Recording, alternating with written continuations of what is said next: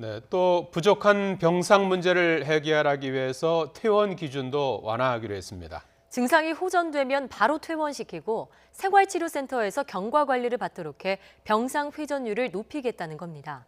김대경 기자의 보도입니다. 정부는 퇴원 지침을 대폭 완화했습니다. 이전까지는 진단검사에서 2차례 음성이 나와야만 퇴원할 수 있었지만 이제는 증상만 호전되면 병원을 나설 수 있도록 한 겁니다.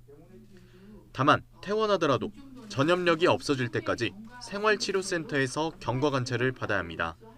의료기관의 입원 격리 치료 중에 임상 증상이 호전된 경우는 퇴원하여 생활치료센터에서 전염력이 없어질 때까지 경과 관찰 후 격리를 해제하는.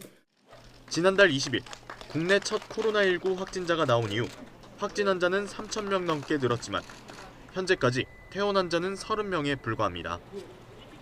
코로나19 확산으로 병상 부족은 갈수록 심각해지는데 엄격한 기준 탓에 증상이 없어도 병상을 내주지 못했던 겁니다. 이런 문제 때문에 중앙임상위원회도 퇴원 절차를 바꿀 필요가 있다고 정부에 공고했습니다.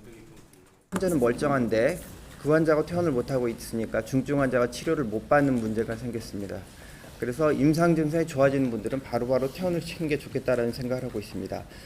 다만 앞서 완치된 환자 가운데 재발한 사례가 있는 만큼 격리나 경과 관찰에서 주의가 요구됩니다.